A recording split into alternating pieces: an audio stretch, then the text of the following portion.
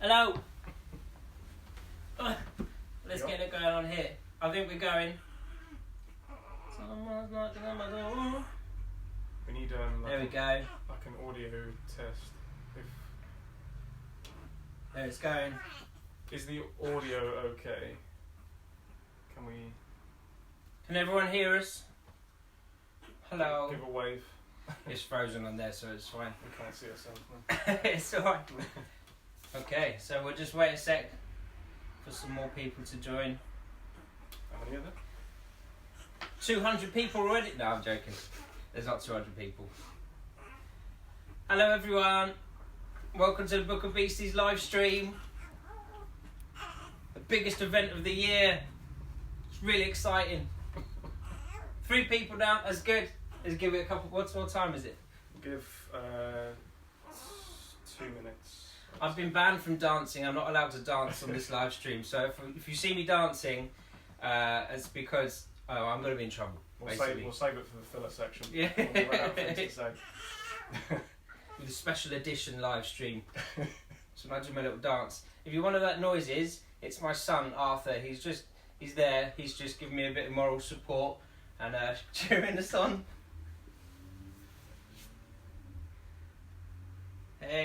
Hey Julia, hey Steph, how you doing? We'll give it a couple more minutes, get more people on board. Can you see this alright, yeah? Yeah? Alright, good. Good. So yeah, welcome to the Book of Beasties live stream. Thanks to Twinkl Northern Ireland for hosting us. Absolutely incredible people, really, really lovely. Gillian and Zara. Yeah, thanks. Helpful. Thanks guys. Thanks. Talking us through not being amateurs. Yeah, we have no idea what we were doing if this at goes all. Badly, it's all your fault. Yeah. So I think we're just starting. Let's just crack on. Yeah, I guess. So yeah, welcome to the Book of Beasties, Twinkl Northern Ireland live stream. You're going to find out all about these 2 lovely guys and the resource that we put together and we made. Where it came from, why it came from, and sort of the history and our ambitions for it and everything. If you want to ask any questions, do so, because I'm staring at the screen here. You might be able to see it. And sorry, we've got no shoes on. We're inside my flat, and don't want to get dirty carpet. So and throughout as well, we'll be holding up things so you can see them. If you need them to come a little bit closer, just let us know. Yeah, just shout on there. But yeah, feel free to ask anything at all, and we'll do our best to answer probably nearer the end. So, as I said, welcome to the Book of Beasties live stream. My name's Phil. I'm one of the developers and the writer of Book of Beasties.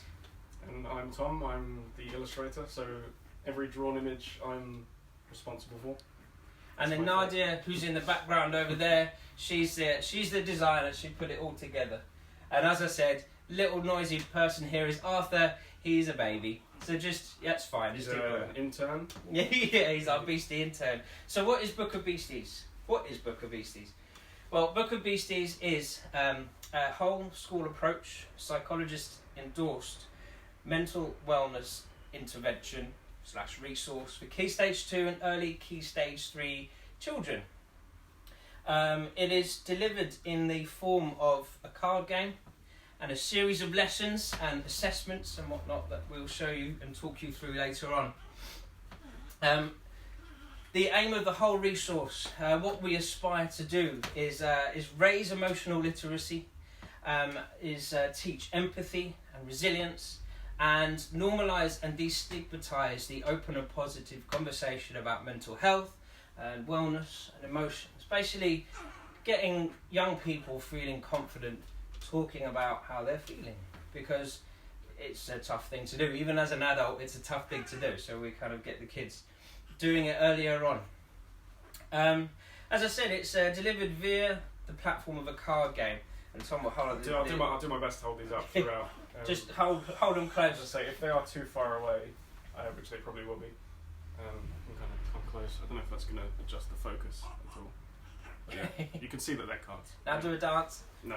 The aim of the game is to help as many characters as possible, as many beasties as possible. Each beastie, of which there are 10 10 Beasties represents a certain manifestation of anxiety or depression, or like a corresponding feature or kind of emotion. And you need to help them using certain items, and these weird and wonderful items translate into wellness exercises and topics of discussion and activities that I'll go into later on.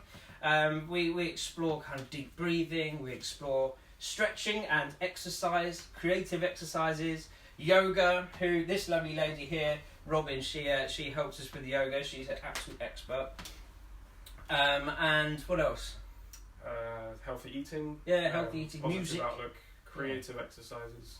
But yeah, we'll go into that, more of that later on. So as I said, we are psychologists indoors. So we've worked with a few psychologists and a load of teachers and Senkos, and most importantly, lots and lots of kids, lots of children have helped us develop Book of Beasties and turn it sort of into what it is today. Hundreds now. It's like the fourth edition of the game, so it's gone from a long kind of road to now.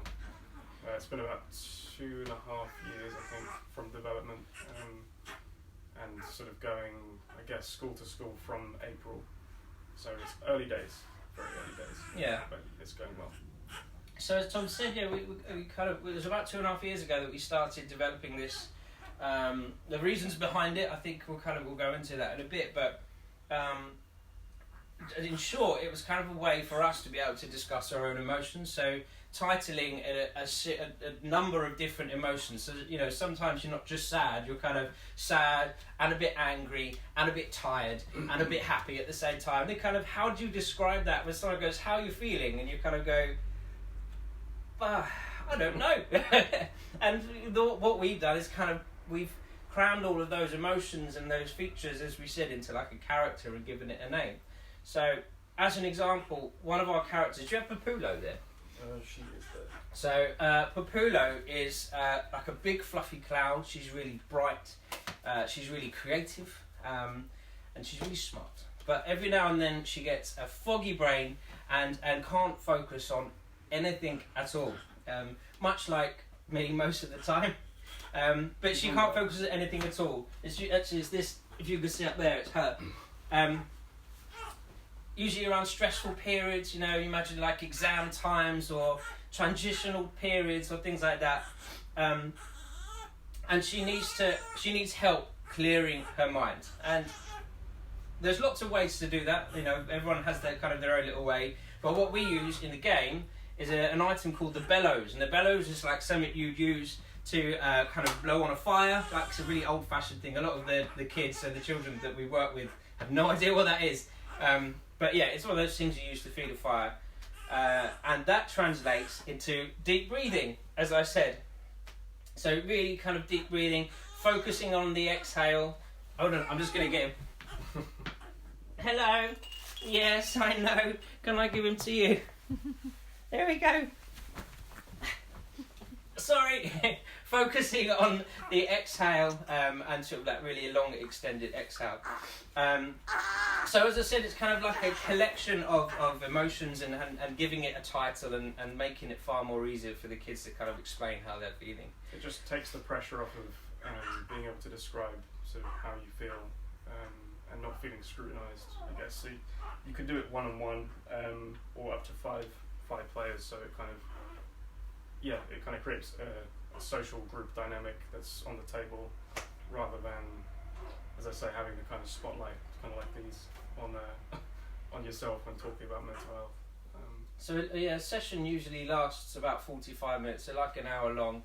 But we've worked in an SEN school where you have an audience who maybe have a slightly shorter attention span, and you can fit a good game in. So that includes time for the activities and discussion. You can have you have time to kind of for everything and squeeze it into kind of 15 minutes. But I think an hour is a kind of 45 minutes to an hour is a good kind of time for a lesson. It's up to, as Tom said, 5 to 6 players, because any more than that it gets a bit chaotic, and you really have to kind of allow for that discussion. The most important part of Book of Beasties is that discussion. So we are being used in loads of schools now around London, aren't we? So being tried. Well, around England now, actually. Yeah. Loads of schools are using us. We've worked with. We've been to visit Great Ormond Street. We're currently working with Tai Hafan Children's Hospice in Wales, who are beyond incredible. They're absolutely incredible there. And yeah, they're using Book of Beasties there, which is amazing. So we're seeing it kind of grow and grow and grow from this little thing that we kind of came up with a few years ago to what it is now. So kind of our background, believe it or not, is absolutely nothing to do with psychology, and nothing to do with teaching either. So I'm a journalist. So I was a journalist. Tom's an illustrator, as he said, and we created this whole thing with sort of the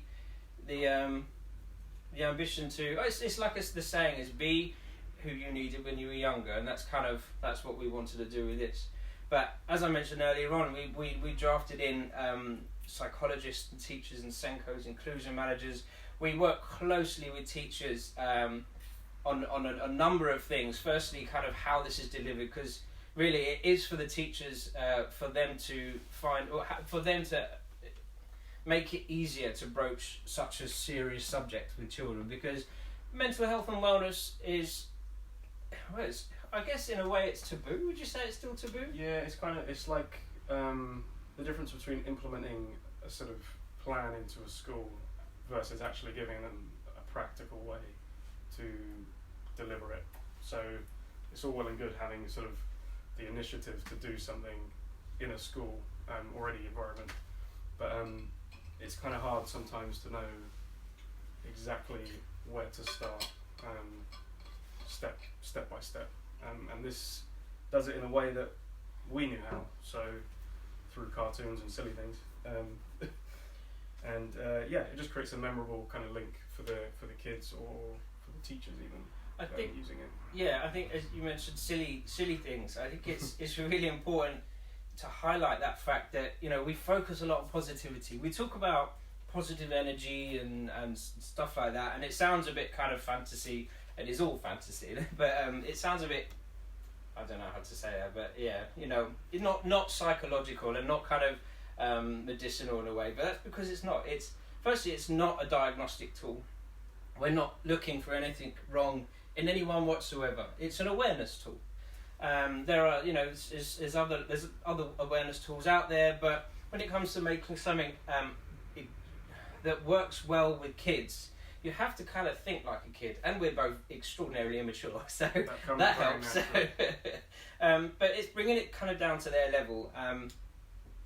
So, for example, I'll go more into depth about the activities later on, but I mentioned Papulo, and Papulo is the character with a foggy brain that you had to clear, and we used the bellows, which translate to breathing exercises. But because breathing exercises, it's quite an adult exercise, and it's something that as an adult you go, breathe, count to 10, and it's kind of dull. It's a bit boring for a child to go, okay, yeah, breathe and count to 10. So to make it a more memorable experience, we introduced during the game paper boat races.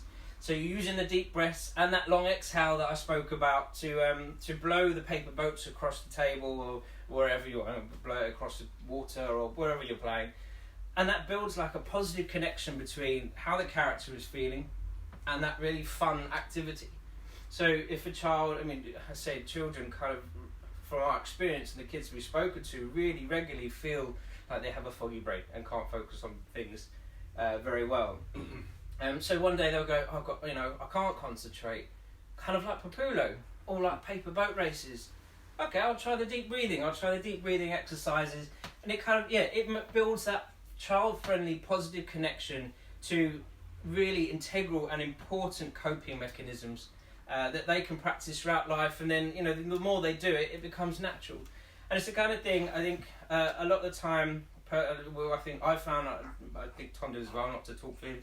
But we weren't taught certain things growing up. Either not that I had a bad childhood or anything, but just you skim over things like take a deep breath.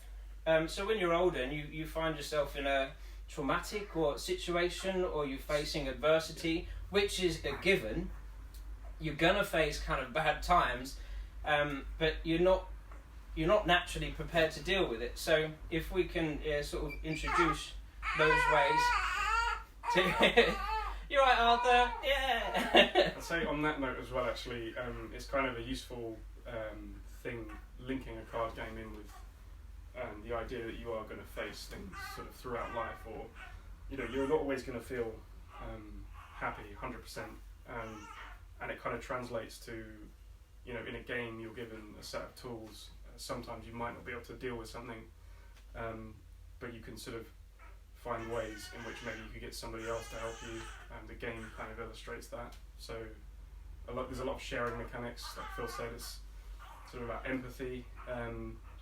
There are lots of ways sort of to work around something that is going to be quite prevalent, rather than sort of fearing if it happens, it's something wrong, or you might have to have just the one chance to, I guess, solve the problem.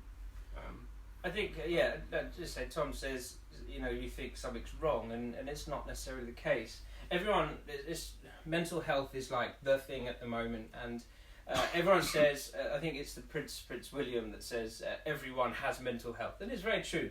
Everyone has mental health as they have physical health, and as everyone keeps saying, having a down day or a down period is similar to kind of having a cold or feeling a bit under the weather. So it's easy to kind of have a lemsip, or kind of have a chicken soup, which is in the game. But the simple coping and mechanisms to make you feel better for your mental health they're not always as kind of prevalent and sort of obvious. So this is kind of what we're trying to do, but in a real simple fashion, So why is Book of Beasties a thing, Tom? Well, why are we here? I think the first thing is personal experience. So as I mentioned earlier, be who you needed when you were younger, and it's very, very true. Nothing beats personal experience when you're teaching someone about something, or at least telling someone about something. You can't tell someone what the Eiffel Tower looks like in detail if you haven't been to Paris. You can't tell someone what the view from Everest looks like if you've never climbed the mountain.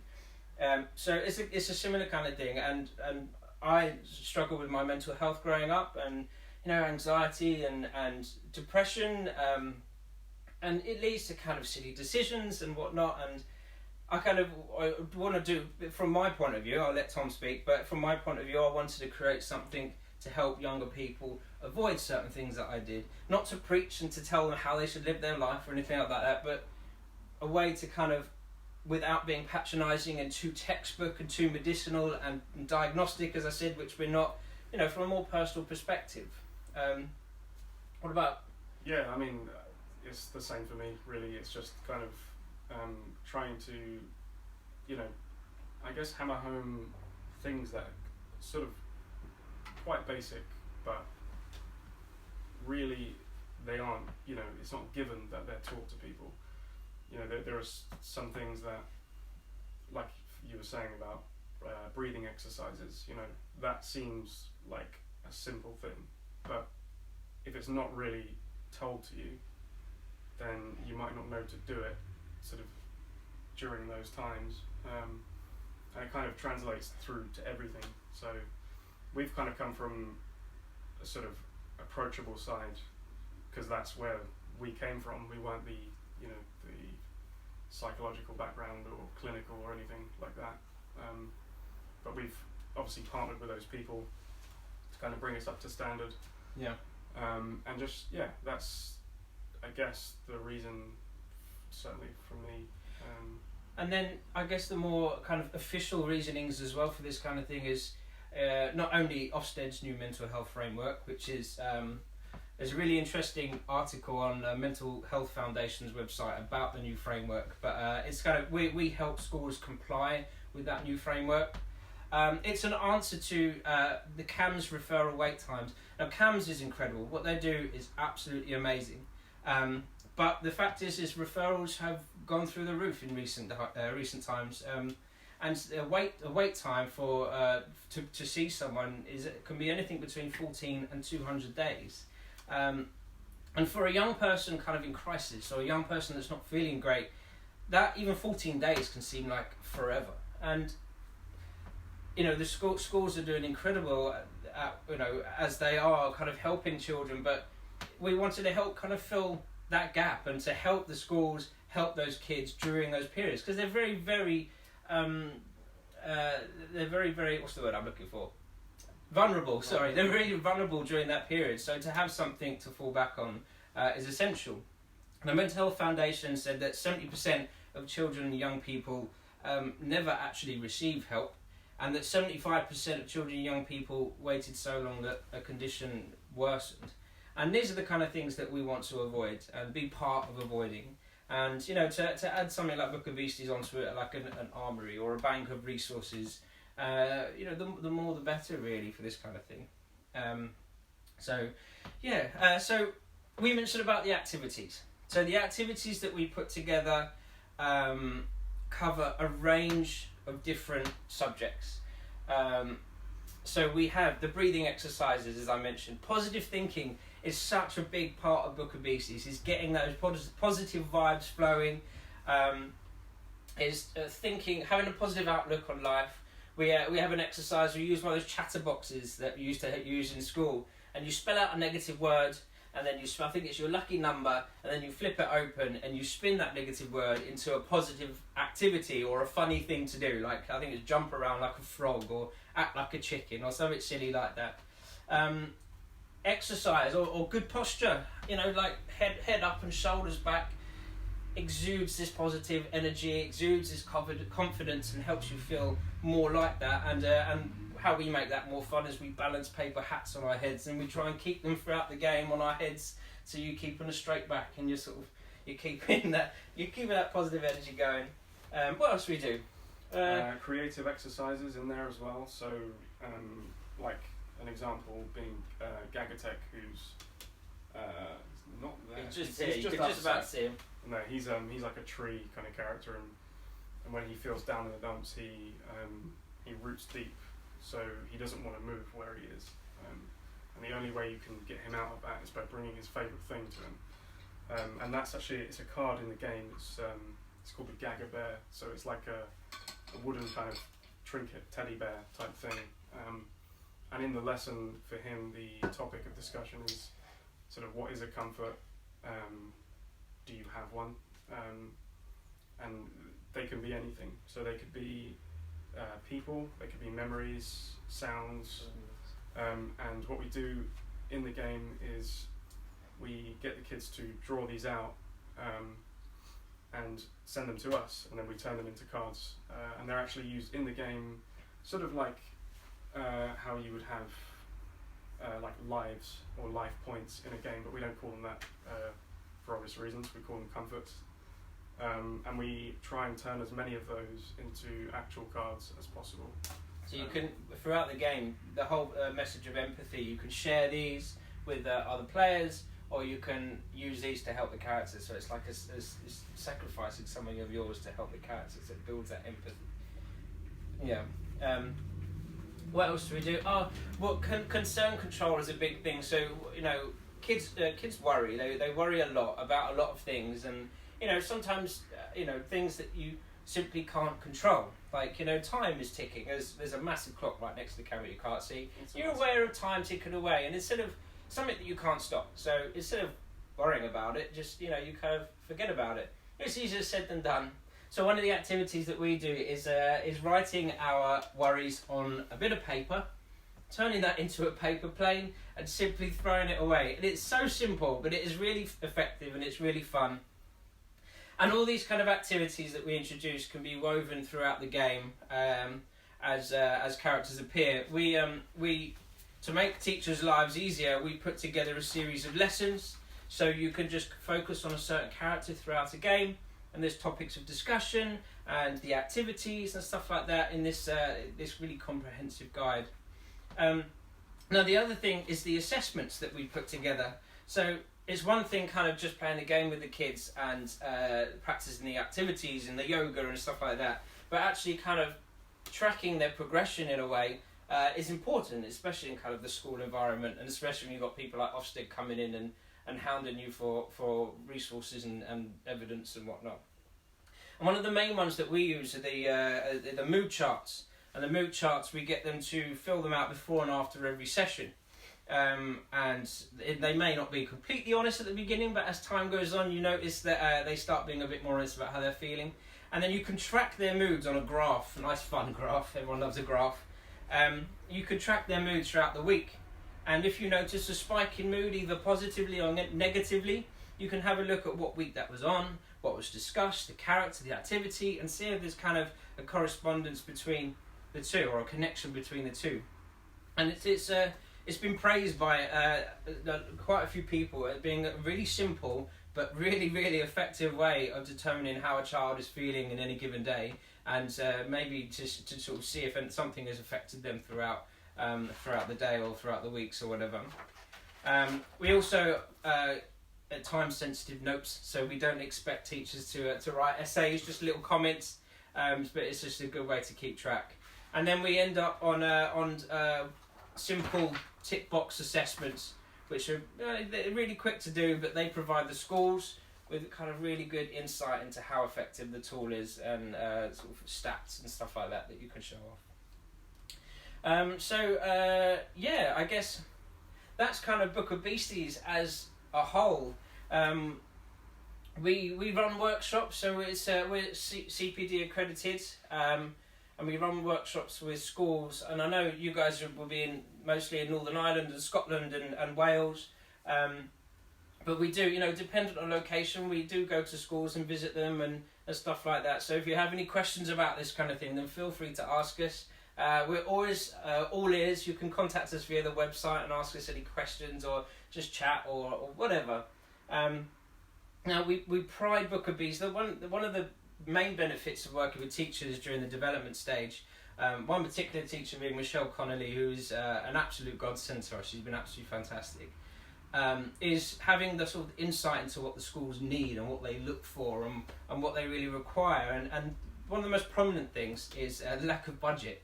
And there just really isn't the budget there. And I know lots of, they get promised money and funding and stuff like that. And it kind of, it appears and doesn't appear or whatever. So we pride ourselves in being super low cost, basically. We kept costs as low as possible because we know how important it is. And I know there are some free resources out there, but there are also some resources which are priced through the roof and are just so inaccessible to schools, especially when their sole purpose is to be beneficial for children. If you can't get them to a child, then what's the point in having it? So we've kind of really focused on keeping it low cost. And easy to use as well. Like, that's, again, having the teachers on board is the reason this is so user-friendly. And it's not as wordy as some of the other interventions that you'd see. And that's kind of us. We're sort of more visual.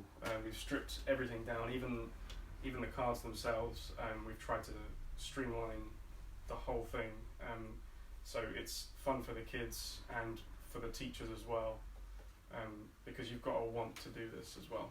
You're not going to, be able to deliver something as effectively if you don't have any interest delivering it. And I know that's, that might sound sort of a strange thing to say, but just as teachers, it's so much fun. Like, without blowing our own trumpet, it's great fun just to get involved and play and whatnot with the kids, and it's really good fun. I noticed Zara here. She commented about referrals and the wait list for support, and it is true. And she mentioned that it's happening at a lot of schools in Northern Ireland right now, and I think I read somewhere 2015 referral rates, or around that time, referral rates increased 5 times faster than workforces. And These kind of services they're amazing. They are really good, and I don't mean to sound like we're bashing them or anything, but you know, these children are still crying out for help, and they still need some help. And you know, if we can get something in there sooner rather than later that is effective, I say psychologist endorsed, like this is, you know, simple to use, cost effective. You know, it's kind of, in a way, it's a no-brainer for a school to go after that particular resource, whichever that kind of resource is. And that's, I think we definitely keep that at the forefront of our mind when we're developing things. And going forward, for the game, you can really just buy this and that's it. You don't have to buy any more. We're developing we're developing add-ons, expansions. That's the word I'm looking for. And we're developing expansions which focus on like forest schools and nature. Space is one that we're focusing on. Mondays, because everyone loves Mondays. And you know, loads of stuff. So we kind of, the longevity of this kind of thing is going to be really cool, and you know, long longevity. Yeah, it's worth saying the expansions and add-ons are like smaller decks that would shuffle into the main game, so it kind of expands the set of characters and items and keeps it interesting for the kids, so they're not doing the same things every week. It kind of keeps it fresh. Yeah. And again, that's even lower cost than the main intervention. And also, sporadically throughout the year, we'll be dropping free resources on the website that you can get hold of, which will just be comics like this one, little sort of storybooks about our characters and stuff, and also really kind of helpful activities, like these fun, crazy activities that me and Tom in our office just end up looking a little bit strange practicing. But you keep an eye on the website, that'll be on there. So I guess that's Book of Beasties as a whole. You know, it is. You can find out more on our website, which is bookofbeasties.com. Pretty easy to remember. I know Twinkl are doing a giveaway, so they've got some copies of Book of Beasties, the game here, and the guide to give away to some lucky, wonderful individuals. And I think they'll be randomly selected, but we'll be sending it out to you, and we'll even write you a nice little note to say thank you. But we, you know, those of you that do use it, we'd love to hear feedback from you. We are all ears. Again, I say, we've done this with teachers, with children, with psychologists, so we've listened to them and we've listened to what they need and what they're looking for. So if you have ideas, if you have suggestions and you want to let us know, then contact us via the website. You know, we'll do our best to get back to you, but we will listen and we will kind of try and implement things and ideas that you have into future versions. And yeah, if you can have a look on our website, come and see us on the website and see what you think. Follow us on our social medias. Everywhere, you know, we're quite good at social media. We need to do more selfies because we're very pretty. But yeah, if you have any questions, please do ask us now. I think we've got about 10 minutes, is it? Oh yeah, my mum's just asking there what award we won. I wasn't going to mention the award, Thanks, but Mum. We did. Thanks, Mum. We did win an award. we won the Product Innovation of the Year award in the Design and Mental Health Network, who are an amazing network. Not just because they gave us an award, but yeah, thanks, Mum. So thank you very much. If is there any questions there that I've missed? Did you mention the pilot study as well? Oh, I didn't mention the pilot study. Have we got a couple of minutes? We do have a couple of minutes. It's an important one. So, not only are we psychologist endorsed and we've had extensive trials done on us, but we've teamed up with University of West London, who did a pilot study on us. It's only a small scale thing, but it's kind of the real proof of concept that it was scrutinised by psychologists and researchers and stuff like that. And the results were absolutely wonderful. With the parent comments were something else. I mean, they really were. There was one parent comment, I cried. It was that good. You did? Yeah, but it's amazing to see this kind of feedback, and that something so simple is having such an important impact and an important effect on children. So yeah, when we say it's psychologist endorsed, that's where everything has been, sieved through and made sure that it's not harmful and that it's on message and everything like that. Where the pilot study comes in is it proves how effective it actually is, and hopefully the results of that will be sort of, I guess, public, hopefully, fingers crossed, by the end of the year or early next year, so you can actually read it for yourselves and not just listen to us. Yeah. But we are telling the truth. But thank you so much. Thanks for listening and thanks for watching. Again, if you have any questions, do ask us. Our motto, or our tagline, our motto is inspire the conversation, brighten the future. And we really kind of, we really stick by that. We think a simple conversation could be had at any time, and it makes such an impact. You know, someone could be feeling at their lowest, and just a simple chat can really make a difference. And the conversations that you can have throughout a resource like this, practicing those simple activities, can really have a lasting effect on someone and their mental state, and if they are, and they will face things in the future. So arming them to be able to overcome and be resilient in certain elements of their life is paramount. So we admire you guys out there that are doing it, and we just want to help you. So thank you very much. It's been an absolute pleasure. Any questions? No, just you, just my mum. Thank you so much. We hope to hear from you soon. Email us. You can email us on info@bookofbeasties.com should you have any questions. Have a look on our website. We got our you can have a look. We got special deals going on the card games and guides and bundles and whatnot. And keep an eye out for those free resources as well, because free is always good.